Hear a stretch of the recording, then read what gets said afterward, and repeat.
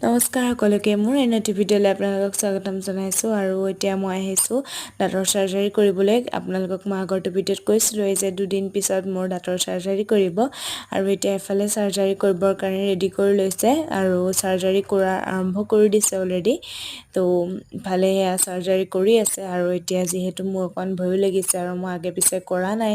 তো অকণ মনটোও বেয়া তো সেইবে পাৰ্টনাৰে আকৌ অলপমান শ্বপিং কৰি দিলে আৰু এতিয়া শ্বপিং কৰি অহাৰ পিছতে সন্ধিয়া হোৱাৰ পিছতে আজি আকৌ ৰাখি পূৰ্ণিমা আছিলে তো এতিয়া ৰাখি পিন্ধাবৰ কাৰণে ৰাখিৰ প্লেটখন এনেদৰে ৰেডি কৰি লৈছোঁ ইমান মৰম লাগে চাওকচোন এনেদৰে প্লেটখন দেখি পেলাই আৰু এতিয়া মোৰ ভাইটিক ৰাখি পিন্ধাবৰ কাৰণে লৈছোঁ সি আকৌ এফালে ভিডিঅ' কৰি থকাৰ কাৰণে সি চুচুক চামক কৰি আছে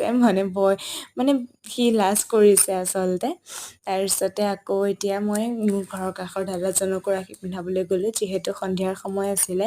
তো এতিয়া মানে সিহঁতৰ দোকানখন সন্ধিয়া খুলি ৰাখে তো সেইবাবে সি ঘৰত নাথাকে দোকানতে থাকে আৰু দোকানতে ৰাখীডাল পিন্ধালোগৈ